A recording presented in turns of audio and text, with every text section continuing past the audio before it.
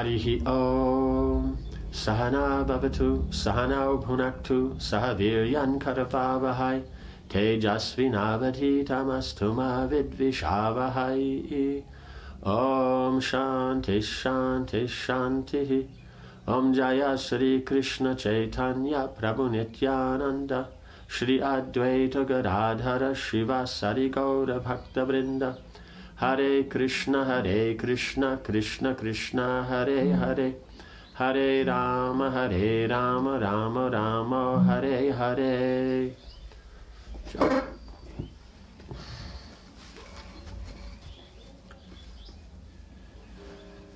Okay, so continuing after when the physicians came, Duryodhana sent the Brahmins away. He stood for some time in silence, looking at the fallen hero. Then, sighing, he and his brothers and all the kings, supporting the Kauravas, circumambulated Bhishma with folded palms. They slowly made their way back to camp, seeing nothing but desolation before them, right? Because desolation, either if they stop the war, then Duryodhana just sees the end of the world because he doesn't control the whole world. Or then now with the battle now how will they do? Because you have Drona, he's a great fighter, but if they killed Bhishma, there's possibility they could kill Drona also. And Karna is less than them, so naturally he's on the cards for, The Pandavas also offered respects to Bhishma before returning to the camp. As they went, Yudhishthira said to Krishna, "O Janardana, surely victory comes to a man through your grace, and defeat overtakes him through your wrath. You are our sole refuge. You assure your devotees of your protection. Nothing is wonderful for one who is taking shelter of you, O Madhava." Krishna replied, "These words, O foremost of all the earth's rulers, could only have fallen from your lips." Feeling sure that they would soon attain victory, the Pandavas rested for the night while the Kauravas lay tossing in grief. Right, so we can understand here is that it's Krishna's grace on who wins and who loses, and the Lord always protects his devotees. So that's the essential point, is that he's come to remove the earth of its burden of those who are not interested in God consciousness, or even more than not interested, they're opposing God consciousness and making efforts to actually disturb God consciousness. They'll be removed, and then the devotees, in that way the devotees are protected. But it's about the interaction with the devotees and that making the attractive pastimes in which then devotees can hear after again and again, and relish the wonderfulness between how Krishna interacts. So Krishna is making the point that, O foremost of all the rulers, only this could be spoken by you. Chapter 13, Drona in command. Dhritarashtra's pitiful voice echoed around his great chamber. How has Bhishma fallen? He who had arrows for teeth, a bow for a mouth, a sword for a tongue, that chastiser of foes who spread terror and destruction among the enemy ranks, as the sun destroys darkness, who was as invincible in battle as the mighty Indra, who could keep death itself under his control. How has he fallen? How did Shikandi and Arjuna bring about his end, right? Because he can't see it's Krishna's desire. The demigods had that desire also, because the Vasus were there. He's the eighth of the Vasus, right? There's 8 Vasus. And so they were all cursed to come and be born on earth, and then they got the blessings that they would be born to Ganga Devi, since she was also coming to earth due to a curse. And so then that way then they would be born from a celestial, but the arrangement was made that they would each immediately after birth, Ganga would bring them down to the Ganga and place them in the Ganga. Then they would just go back to the heavenly planets and resume their position. But still, they had to go through being born and all that kind of thing. And so then, Bhishma, who was known as Drona of the Vasus, he being the leader, he was the one that was involved the most in the activities that disturbed, I think, the great sage. And so then he had cursed that they'll all be down and be born just enough to touch, but Bhishma will have to stay. So that's why he then lived for a long. He's the grandsire of everyone. But at the same time, he was a brahmachari, so he didn't get involved in all those, the family affairs, so life would be more simple for him. And at the same time then they thought, it's time for you to come now, come back. And the demigods were there, and everything was auspicious. We saw the cool breezes blowing, because you saw before is that when something bad was going to happen, then you'd get all these inauspicious signs. But the departure of Bhishma, then this is a glorious thing, since he's a great devotee, and he'll go to the Lord, and he'll show how a personality goes to the Lord. And so then the nice cool breezes blew, everything was very nice and peaceful and everything like that. So Dhritarashtra is still thinking in the matter of auspicious and inauspicious. The king was inconsolable. Sanjaya was himself grieving, and he sat at Dhritarashtra's feet with his head bowed. Crying, the blind monarch continued, "After destroying the enemy troops for 10 days, achieving the most difficult feats, he is now set like the sun. As a result of my evil counsels, that sky in Bharata scattered an inexhaustible shower of arrows as Indra showers rains, killing in battle hundreds of thousands of warriors. He now lies on the bare ground like a great tree uprooted by the wind. How could he, whom even Parasuram could not master, that Atirata of boundless power, have been overcome in battle? O Sanjaya, surely nothing is wonderful in this world when I hear that Bhishma is fallen." Right, so he sees it in that poetic way, because they're also trained in all that, and so they know the language nicely.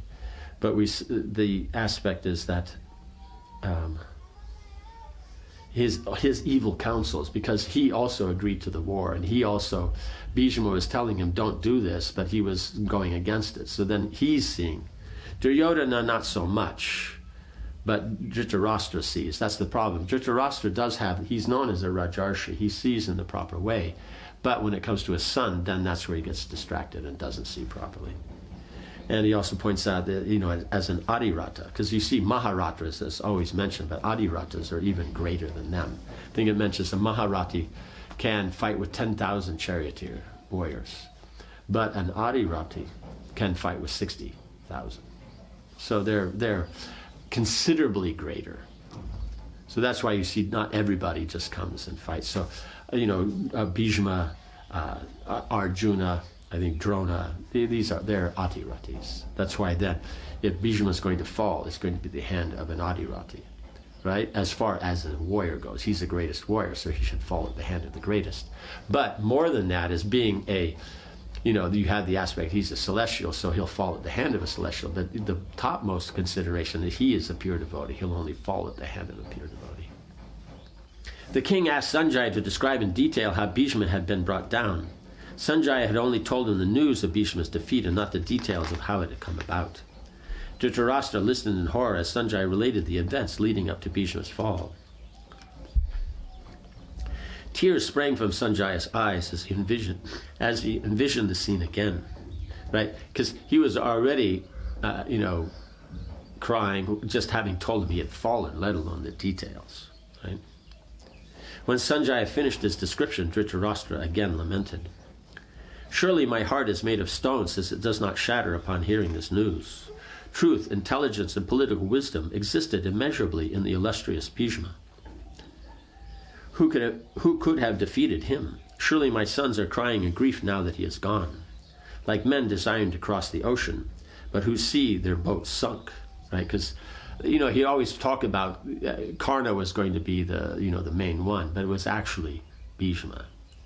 "They must be plunged in woe. Our army must be like a panic-stricken herd of cattle deprived of its herdsman," right? So he sees the problem, and he sees, and he sees that the bad position that he's put everyone in, and the greatness of Bhishma. But again, he just goes back to, he's not going to say, that they should, now see that maybe they should, stop and go for peace, or send a messenger to, because they just heard at night.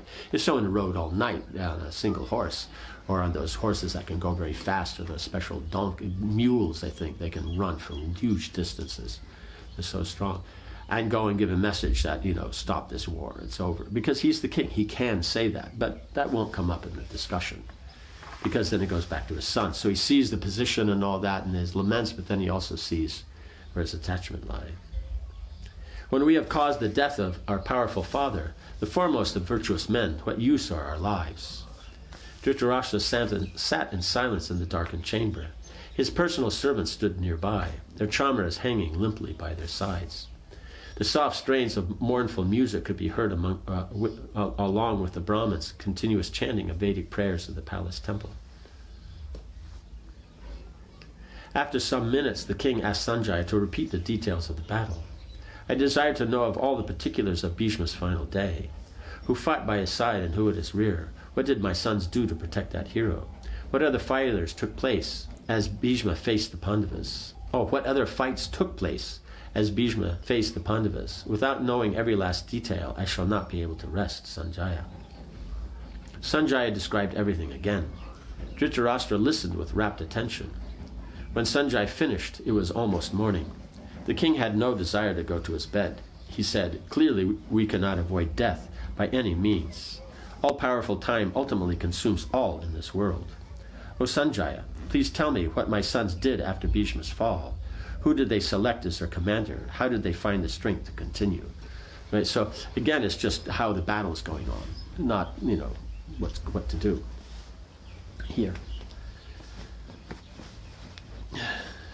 So here one may raise the point that what about the Pandavas? Because they also then, one of the points that in the discussion was that this victory has come about by Krishna's will, and so then they are going back. They're sleeping peacefully, and so you could say they're also just absorbed in the battle. But the point is they know it's Krishna's desire. That's why they're taking part. Because otherwise, if you're acting on the position like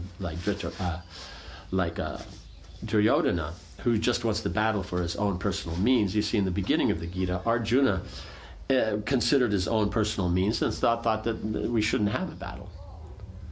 But it was out of material consideration. It wasn't that Krishna he's come to remove the burden of the earth, so this is, how it will go down. So their position is different. It's bringing out the glory of Krishna. As the sunrise approached, Sanjaya told the king what had happened at the end of the 10th day. Then both men left to perform their ablutions, Dhritarashtra being led away by his servants to his bath chamber. After their religious rituals and prayers, they returned to the hall, and Sanjaya began to describe the events of the 11th day. So he only had described that, and they had stopped there, but then he wanted to know what did they do after they went back to the camp. So then that was described, and that being described, then okay, now they could go take their bath. And then they come back and now hear what's the 11th day. After all the kings had left Bhishma, Karna quickly left his tent and rode across the battlefield. As the moon rose in the eastern sky, he picked his way on his red charger through the eerily lit scenes of destruction. Vultures flapped into the air, and hyenas growled as he made his way towards the spot where Bhishma lay on his bed of arrows. It was easy to find. 100 warriors surrounded him and had lit torches to keep the animals away. Right, so when they left guards there, so 100 soldiers. So 100 people in a circle means it's not even like, you don't leave 2 or 3 guys and then you have to sit there and fight off the jackals and vultures, right there. They have a good contingency, and so the animals know, stay away, because that much fire in one place, they're not going to go to that place, they'll stay away. Karna dismounted and fell at Bhishma's feet. He spoke in a choked voice. "I am Radha's son, O foremost of Kurus. I am he upon whom you always look with enmity." Bhishma opened his eyes and turned towards Karna. Dismissing the guards, he told him to come closer. Right, so there's going to be all the guards there, but there's also going to be some that are right next to him. So there's 100 people that are there. Doesn't mean that they're going to be around him and just making sure nothing happens.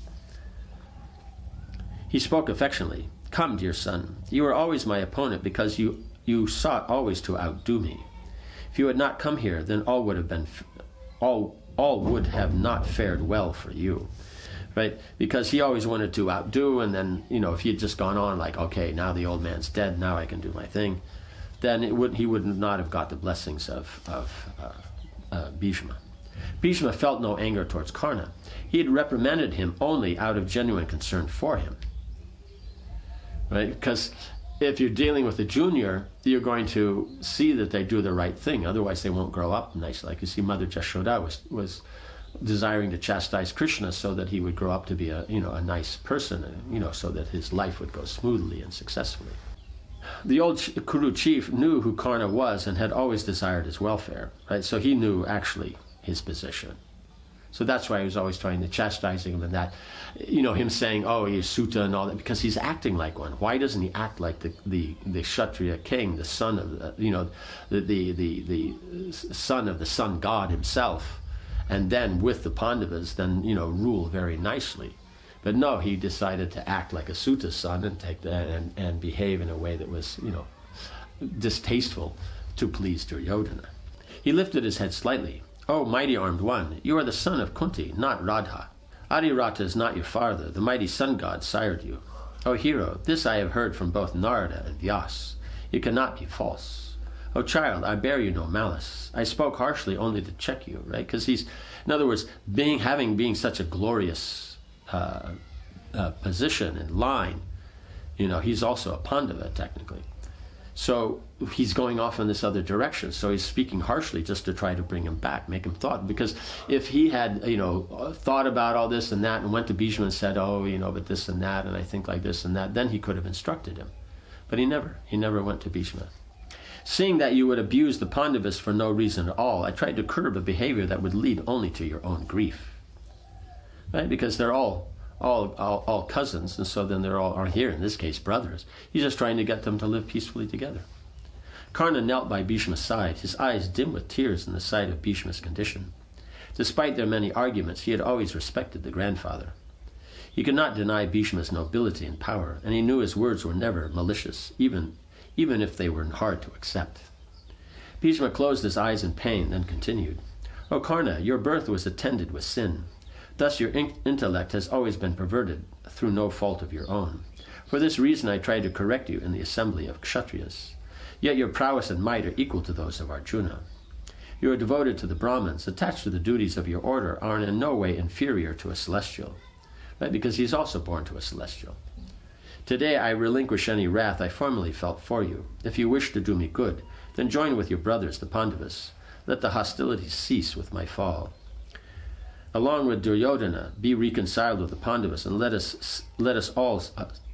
see all the world's kings freed from anxiety and danger." Right? So he's saying, yes, now if you want to do good to me, then knowing who you are, knowing the position, knowing how things go, if he can fall, everybody can fall. So he's saying, therefore, why not live together? And all these kings that are here, they're there to fight. They're Kshatriyas, they're going to fight till the end, but you could relieve them of the anxiety that they don't have to die at this time. They can rule their kingdoms, and then when they're older, they can go to the forest and as Vanaprasthas leave, or there'll be another battle.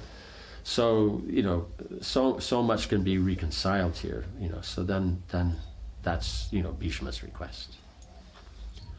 Om Hare Krishna, Krishna Krishna, Hare Hare, Hare Rama, Rama Rama, Hare Hare. Srila Prabhupada ki jai.